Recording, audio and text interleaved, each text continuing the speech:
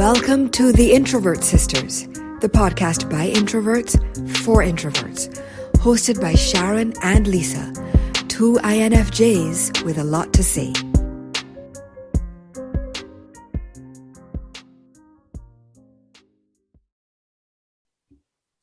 Hi, I'm Sharon. And I'm Lisa. And together, we're the Introvert Sisters. Welcome, welcome, welcome. This is a really special episode for us because we are welcoming our very first guest on the podcast. He's a writer, humorist, theatre producer, and LinkedIn's poet laureate, James Pogson. Welcome to the show, cuz. Thank you very much, cousins. Thank you. Greetings, everyone. Here from the UK. Wonderful.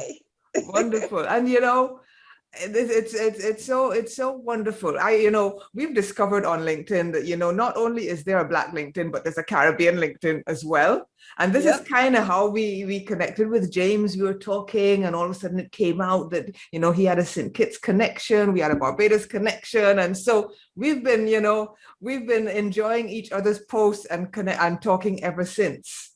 And so we're going to talk about a lot of things today, including this, this Caribbean connection. But first, over to you, sis. Yeah, so we'll just get this one out of the way because, we're the Introvert Sisters. So we're just going to ask you, do you consider yourself an introvert or an extrovert? I consider myself an introvert. Some people who have been listening to me on podcasts might be thinking he's lying. But no, I am. Very much so an introvert. Yes. Have you always kind of known you're an introvert, or because like for both Sharon and I, it like gradually came to us that this is who we are, but have you always known? Well, I didn't quite know it was being an introvert, but as a child, and I know there's a difference between being shy and being an introvert. Yes. I know that. But as a child, I was extremely quiet. Very shy, didn't hang around a lot of people. I still don't. Yeah. Look, your sister here. Right? Same here. Don't like big crowds. I've never liked parties. Wow. And you're around white spaces and they think because you're a Black guy that you're a party guy. I'm like, I don't like parties. Yeah. I've never had a birthday party. And that's not me moaning. I've never wanted one, but as a child, never had one. That's hilarious. It's interesting. You're actually the only other person that I've met I had my first birthday party at age 50. So I didn't even realize that it had happened. I'm like, I never missed them. No.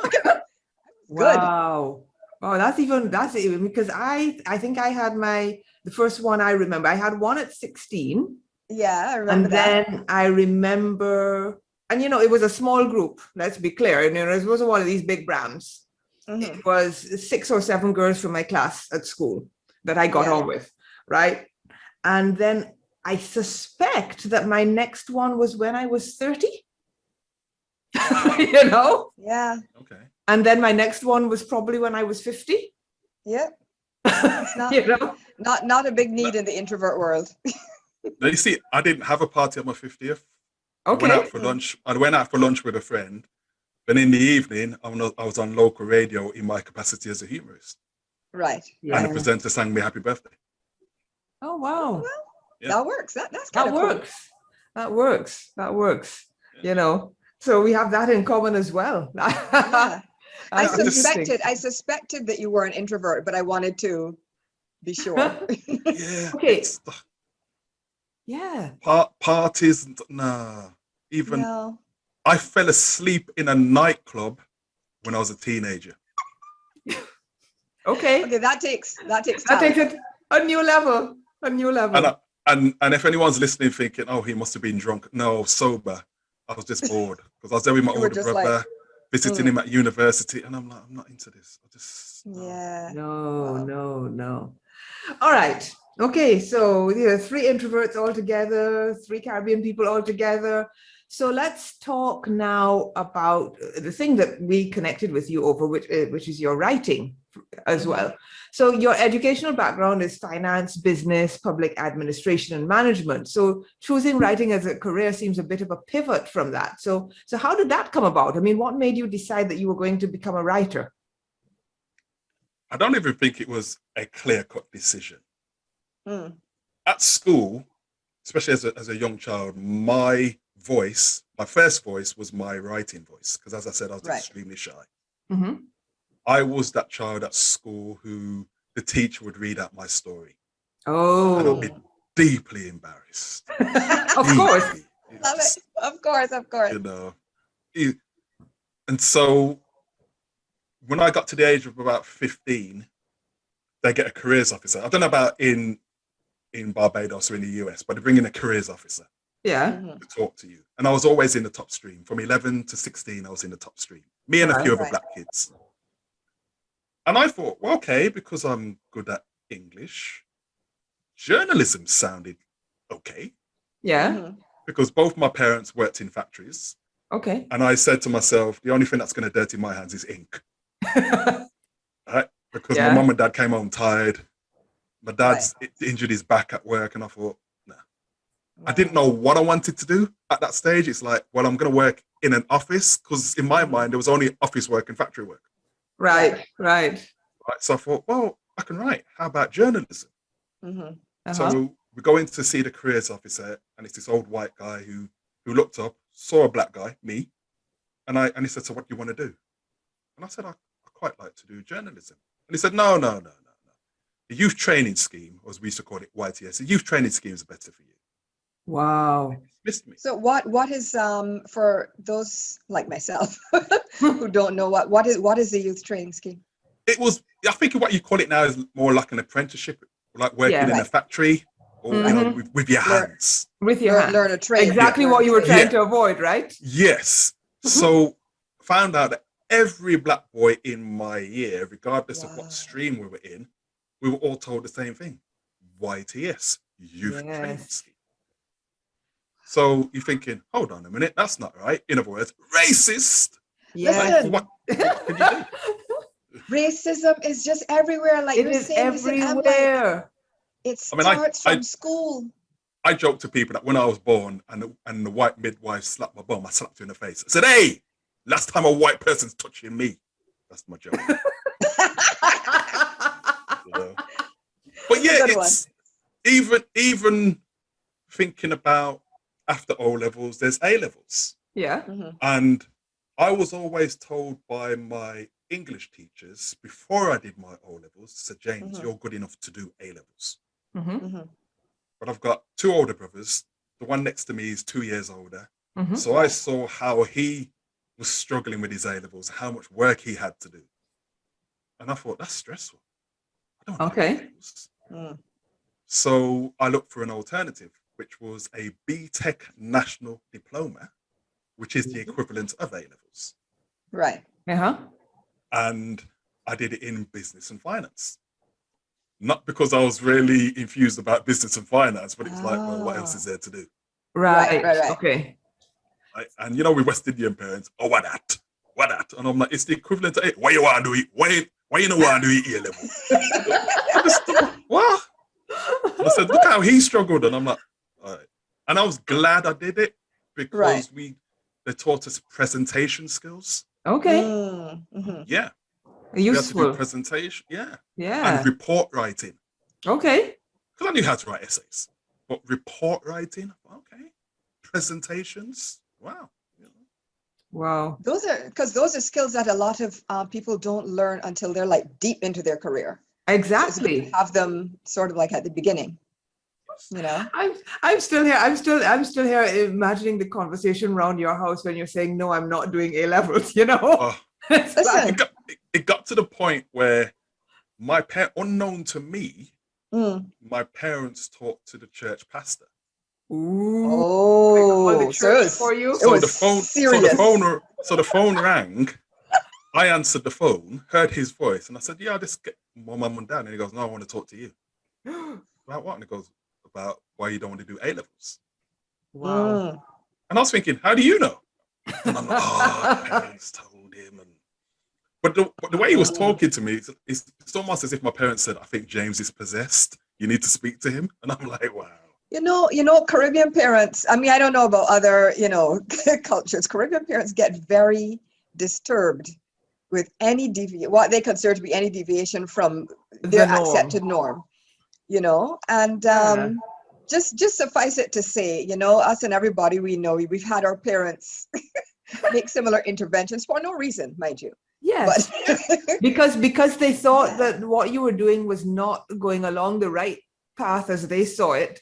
And let's be fair, they do it out of love. Okay, they want you to have the best opportunities in life, but sometimes they can't see that the opportunity, the route that you are planning to go might actually work out. Right? I mean, here's the funny thing for me, they talk about education is the key, and you're thinking, what do you do? My mom came to England when she was 17. Wow. Right? My dad came to England when he was 37. Okay. Which is quite old. They didn't come together. Right. They didn't meet each other until they came to England. Okay. Came from different villages. My dad knew my mum's family by reputation because my granddad was a manager of an estate. Right. And my dad was a foreman of another estate. Okay. Right.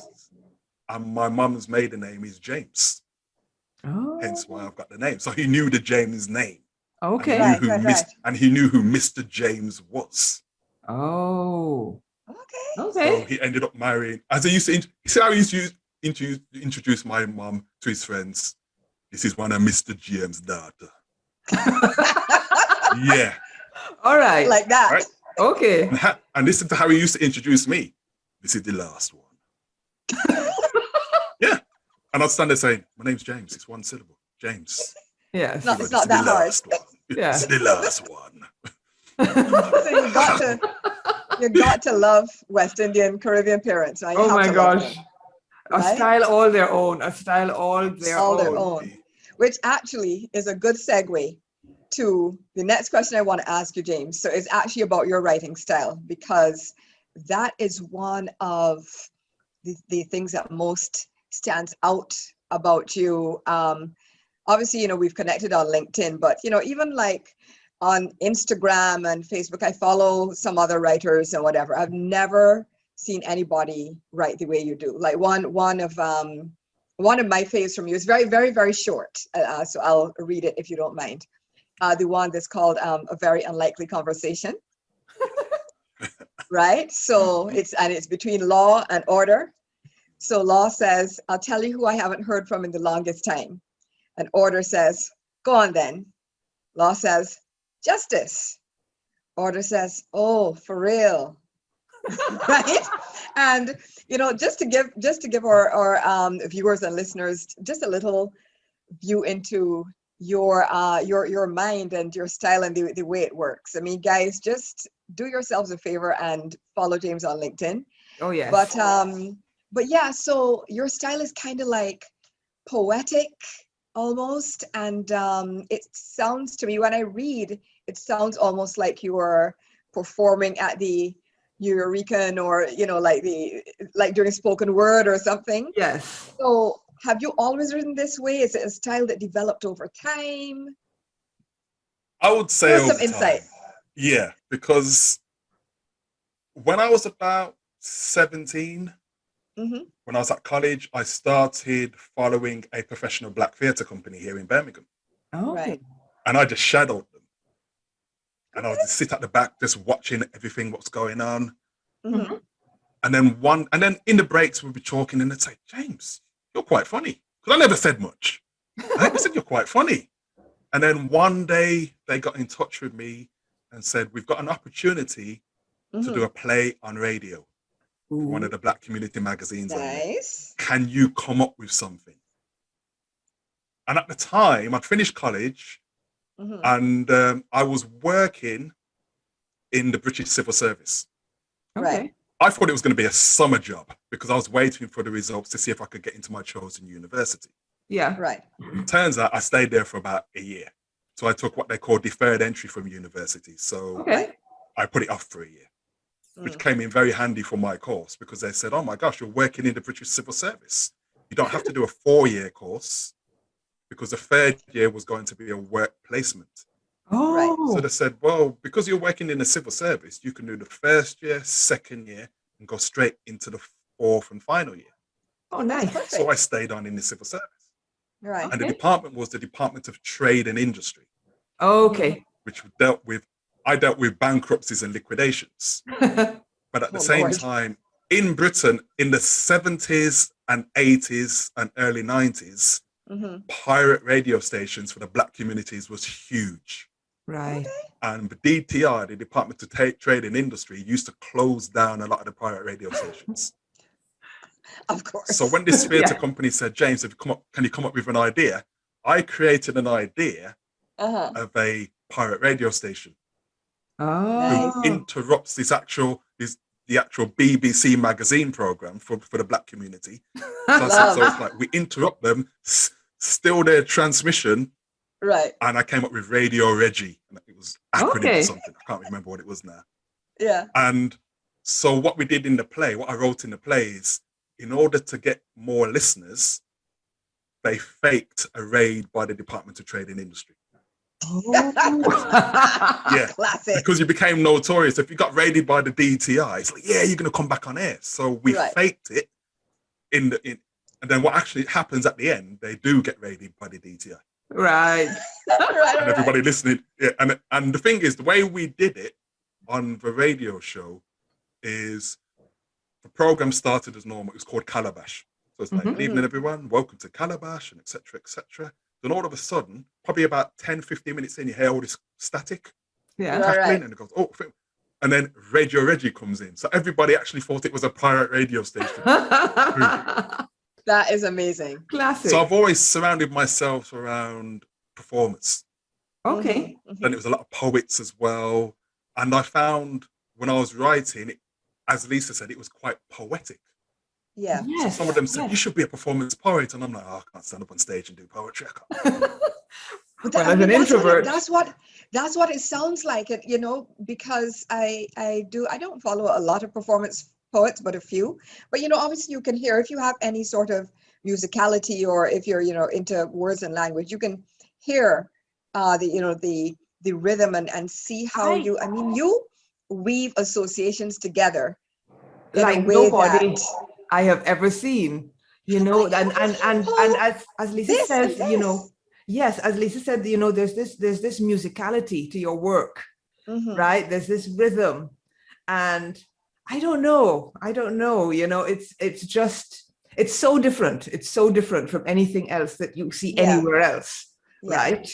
You know, I look forward to your posts. I Oh my really gosh. do. And then also the way you have a way of telling a story in very few words. I mean, that example that Lisa read earlier, I mean, there's 20 words in that, there's a lot, but it tells a story, you know. So you talked a little bit about theater and radio, but as a British Black narrative storyteller, what else inspires your writing? Just my background. I think my parents have been a massive influence. Okay. I mean, Sharon, you were talking about telling a story in as few words as possible. Yeah. My dad. Yeah. You know, Right. my dad didn't say much, but what he said was a lot. Right. Well, you clearly inherited that. You know, I mean, like I said, to me, the key phrases growing up was, what you mean? Sometimes what you mean meant, what are you saying? Yes. Most of the time it meant, Pitney, shut up. Yes. You're chatting foolishness. Sometimes that's an invitation to think carefully and retract what you were just saying. You know, right? It's take it back quick. Because, you know, we'd be saying stuff. And as far as my dad was concerned, women look after the children. Right. So to him, you have to earn the right to speak to me directly. Ooh. And we're children. So I said, Dad, can we have so-and-so? And he go, what do you mean? And sometimes they'd be looking at my mum saying, what am I saying? And he could hear what I said, but he was looking at my mum like to say, what did your child say? What you said? Yes. That sounds like he's saying you didn't go through proper channels. Basically, Exactly. you know when you were talking about having birthday parties. Yeah. I remember when I turned 17. Yeah. Dad came into the room and he said, "Congratulations, you're still alive." I'm not making it up. That's what he said. Congratulations, you're still alive. Oh my God! Listen, he sounds like a character. Oh my gosh. He was a character. Yeah. I mean, put it this way. When I completed my degree, Mm-hmm. my mum was, "Oh, congratulations, James." I said, "Thanks, Mum." My dad said to me, "Did you go away to fail?" I said, "What?" And he goes, "Did you go away to fail?" I said, "No." And he goes, "All right." And that's why and that was it. End of conversation. How was that? It's Oh, like, and from his perspective, why am I going to congratulate you for doing what you're supposed to do? yeah. That's a very Caribbean thing. I mean, yeah, I don't. Obviously, this generation, it's like, they get an A on a test, and it's like, they get a party and ice cream or whatever, right? And I definitely relate with just this thinking that you're supposed to go to school, you're supposed to do well, you're supposed to pass all your exams, you're supposed to go to university, and you're not getting any brownie points or cookies for what you're supposed to do. No. Just go and do it. Don't embarrass your family name and keep it moving. You're expected to, you're expected to aim for excellence. Yeah. Right? That's it. I mean, when we used to have parents' evening at our school, my dad was one of the few men, black, white, or Asian, to attend. Okay. Oh, wow. So him and my mum would go, but they dragged me along as well. Right. Most kids didn't go. So my mum would be like, hello. My dad, I used to say to my friends used to call my dad, this is, your dad is the black Charles Bronson. So you remember how mean Charles Bronson looked? Yes. Yes. Right? So imagine that in a 6'4" West Indian. Yeah, I can see it. Quite a presence. He just looked mean. He wasn't, but he just looked mean. So my mum would go to the teachers. My mum would say, hello. My dad would say, tell me about my son. And straight to the point. Well, Mr. Pogson, he has 100% attendance. And he goes, we send him school. Where else is he supposed to be? Exactly. Yeah. He's very well behaved. That's how I raised him. Tell me about my son. Right. Don't tell me what I know. I love that, actually. Yes. Just the expectation that what they have instilled in you is what you're going to, the inputs, the output and input are going to match then. Exactly. Yeah. So Exactly. fast forward, him, it's like, well, I'm not going to praise you for getting a degree because you went away to get a degree. You didn't go away to fail. Why am I going to praise you for that? Right.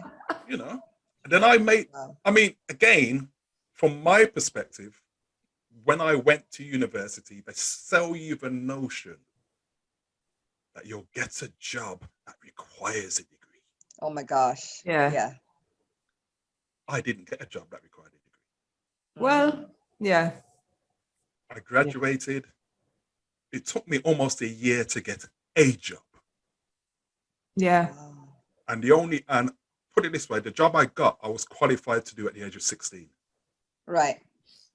Yeah. And I remember before I got the job, 6 o'clock in the morning, Dad comes in the bedroom. You still in bed? And I'm half asleep, forgetting who I'm dealing with. And I said, well, I haven't got a job. Ooh. Yeah. Big mistake. Yeah. And he's like, and he's looking at me like, he says, well, I didn't go to university. I worked in a factory and I got a job. Right. What's your point? Oh, man. Woo. So your part didn't play, man. The question then becomes, is there a memory you have of him actually saying to you, yeah, you did well? Is there something where you surpassed expectations in some way that your parents appreciated? Okay. Okay. I think we have our answer. I saw a different side to my dad when he and I went to St. Kitts together. Okay. Oh, nice. Okay. When was that? This was we went to St. Kitts Christmas Eve, 1999. Okay. Okay. Oh, wow. Oh, Yeah. you did the whole Y2K thing. Yeah. But we Yeah. went because my brother had passed away, my dad's Oh. eldest. Mhm. So Yeah. we went, and I was freelance. So he says, look, can you come with me? Mhm. Right. And up until then, I've been to St. Kitts quite a few times. Mhm. And I'd always stay with my mum's side of the family. And I'd go and visit my dad's side of the family. Right. So Mhm. when I go and visit my dad's side of the family, some of his friends will be like, hey, Pug is funny, you know. And I'm like, who? My dad. My dad's funny. No, you got the wrong man. Yeah, Pug. No. So when I went with him, Uh-huh. my dad walked with a swagger anyway, Right. Right. but I saw a different swagger in St. Kitts. It's like, Nice. this is the man, you know? Okay. And then the kind of conversations we had, I was like, this isn't the man I know. Right. And I think I'd said something, and he said, we're talking about something, and he said, yeah, you're right. I almost fell off my chair, because my dad never ever told me I was right. Wow. Okay. Yeah. It's like, yeah, you're right. I was like, I looked at Interesting. him, I'm like, forget, is this a trap? he's agreeing with me. It's But he was interesting hearing you say that sort of it makes me wonder how many, many of us that are sort of living in a country that either is not our own or does not accept us or some combination thereof, and how much of ourselves we have to hide and suppress just to make it through. Yes. Because yeah, what you're describing is literally two different people. Yeah. Your dad in the UK and your dad in his home country, Yeah. where here run things, right? Right. Basically, completely, Yeah. yeah, completely different. And I relate to that. Wow, interesting. I think the only times we saw glimmers of his true self was when the cricket was on. Oh. West Indies were beating England, or the boxing, Muhammad Ali. Oh, My that dad was would sit there. Yeah. My dad would sit in the chair like he's boxing, you know. You could hear him go. And you're thinking, Yeah. wow. And that was the heyday of West Indies cricket as well. Oh my gosh. I grew up, my favorite sport growing up was cricket. Now, a lot of my generation, it was football, because football is the national sport of Britain. Right. But cricket for me, Yeah. I was Gary Sobers, I was Viv Richards, I was Yes. Clive Lloyd, Joe Garner, Malcolm Marshall. Yeah. The W's, the 3 W's. Yes. I met some of those guys. Yeah. I actually shook hands with Viv Richards. Oh, wow. After he'd retired, he gave a talk. Yeah. That's amazing. At my local pub that I'd never, ever been in before. I'm not really a drinker. I heard that Viv Richards was going to be there. So, you try and style it out. Yeah. And they look, and all the men look at me like, we know why you're here. I said, no, I just want to come in for a drink. Oh, Viv's going to be here. Oh, wow. Don't even try to play it off like that. Yeah. When you hear of people, especially it used to be young girls, when they meet a pop star, they go, oh, yeah. His hand, I'm never going to wash again. I said, that's stupidness. Until I met Until. Right. Until I met Viv. Yes. Queued up to talk to him. And he shook my hand and I said, you've inspired me, not just as a young person in terms of to achieve. And he looked me in the eye and he kept holding my hand, shaking me. And he goes, I really appreciate everything that you're saying. So I finished talking to him and I was thinking, in my head, I could, oh my God. And I'm like, James, you're a big man now, style it out. I'm like, yeah, yeah, man, I'm just going to go home, And so I got home and my dad was still alive. So I phoned my dad. I said, Dad, I just met Viv Richards. And I thought he was going to go, and he went, all right. And I'm like, no, Dad, I met Viv Richards. I shook his hand. And he goes, okay. Oh, boy. So I finished talking to him, and I sat there and I thought, I got to bathe my skin before I go to bed. I don't want to wash my hand. I don't want to wash my hand. I get it. I don't want to wash my hand. Now you finally got it. Yes, yes. As a kid trying to play cricket, I used to pretend I was Viv Richards. I wasn't as good as him, and I thought I met Viv Richards, and I thought now I get it. Yeah, it's strange. It's strange when that happens. I remember actually when I was in France meeting Arrow. Oh, wow. Arrow, singer of Hot, Hot, Hot, for those who are not not clued up. And yeah, you know, it was one of these weird things where they had like a carnival at the start of every summer. Right. And as part of that, they had some Caribbean people. So I had been there in France for a long, cold, very white year, right? Mm-hmm.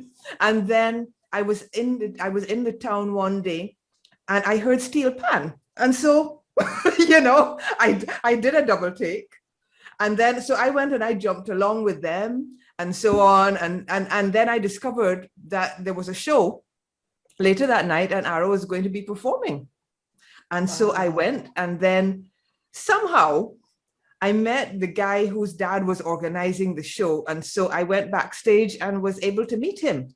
And it's like, you know, it's like, wow, you know, these people who are Caribbean royalty, right? Yeah. Right. You don't right. expect, you don't expect to ever be in the same space as them, right? And I mean, Arrow is a king. Yeah.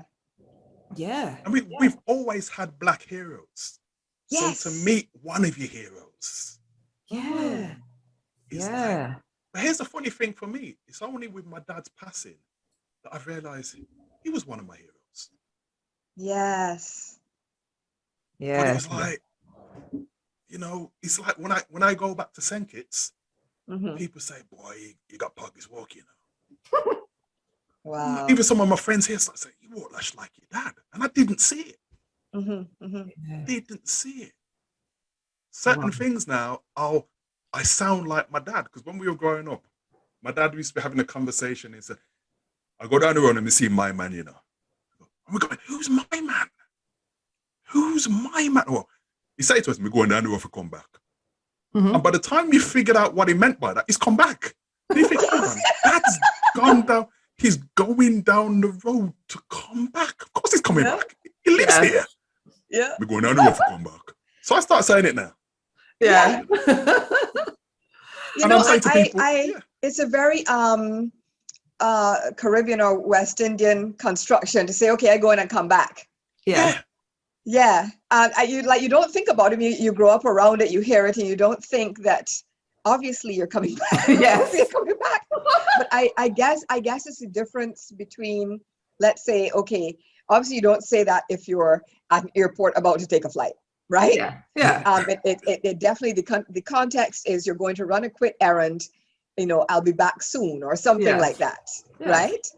But I love Caribbean, just the linguistics of it all.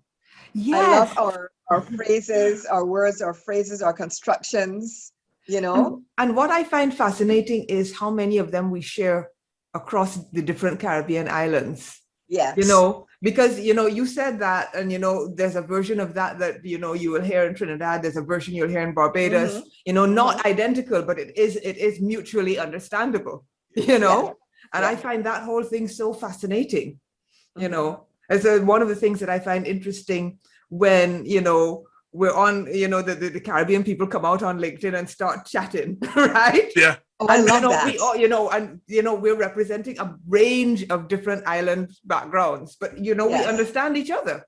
Yeah. You know? Here's a funny thing for me. Have you ever heard a white person kissing their teeth? No. If you have, it sounds wrong. No, I think maybe a very truncated, you know, just that, but not a stoops, as we call it. No. Not a long drawn out. When you hear, and it's like, when it sounds wrong. It does. Yeah, it does. But at the same time, you know, I think a lot of white people don't realize how many white people were born in the Caribbean and still live in the Caribbean. They don't. They don't.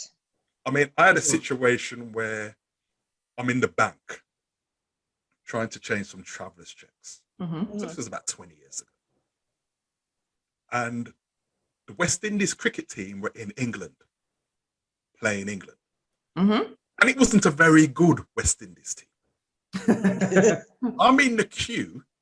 Yeah. And they've got quite a few TVs, and everybody in the bank, even the bank tellers, are watching the cricket. Yeah. before I got to the front of the queue, West Indies had lost about 4 wickets. Ooh, Yeah. What is this? What? And I'm standing there thinking, I can't let anybody hear my English accent. So I'm going,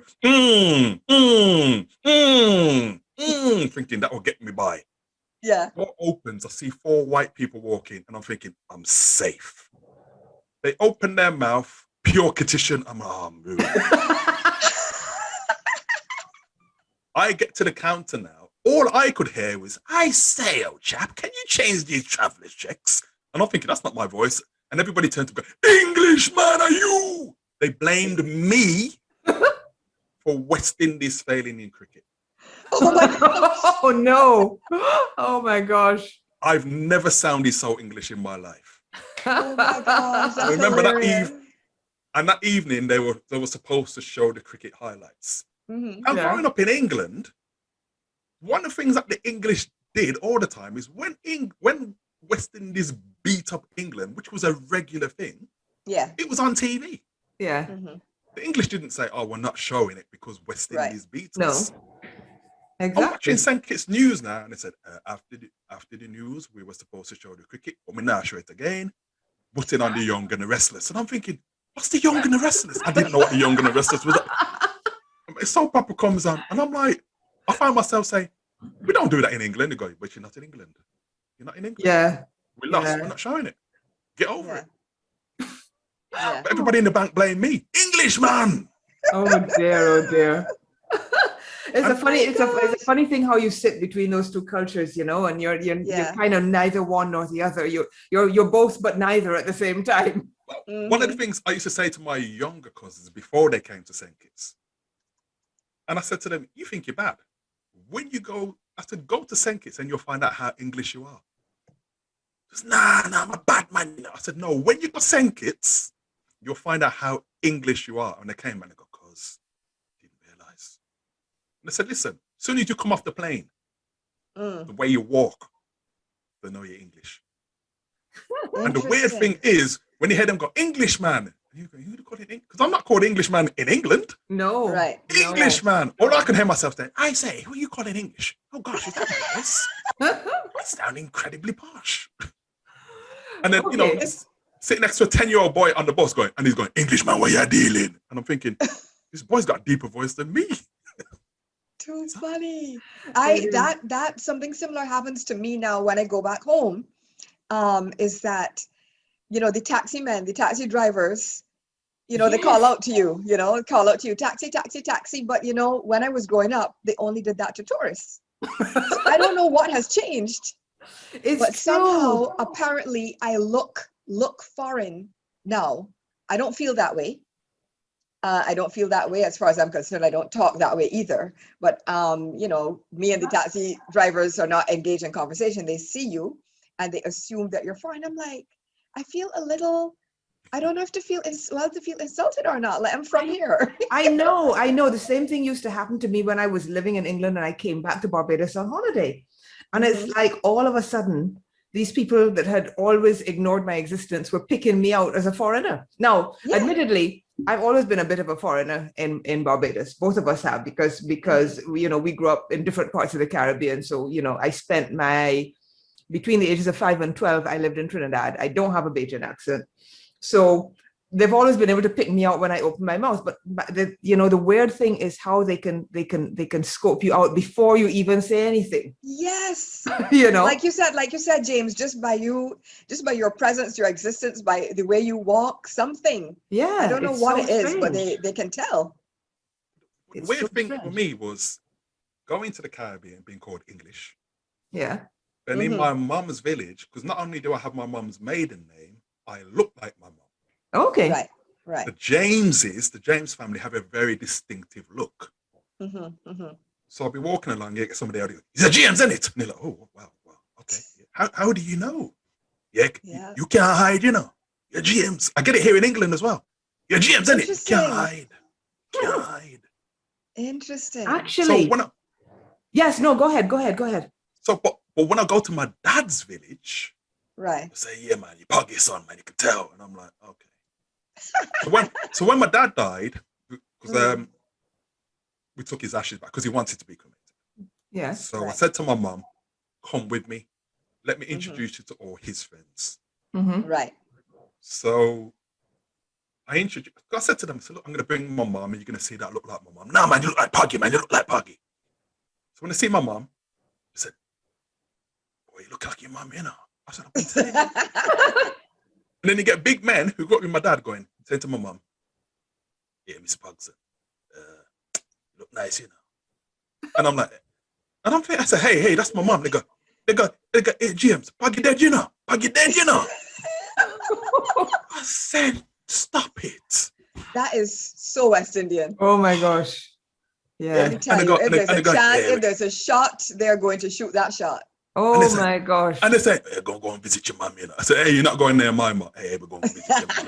Your mom nice, you know. Your mom nice. Oh boy. I get gone, you know. No shame at all. No shame. No shame at all. No shame at all.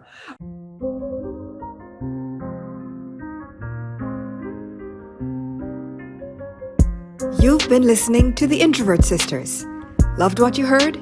You can catch all our episodes on Apple Podcasts, Spotify, SoundCloud, and all other major platforms. Subscribe, rate, and write a review. Find us online at theintrovertsisters.com and follow us on Instagram and Facebook at The Introvert Sisters. See you next time. Peace.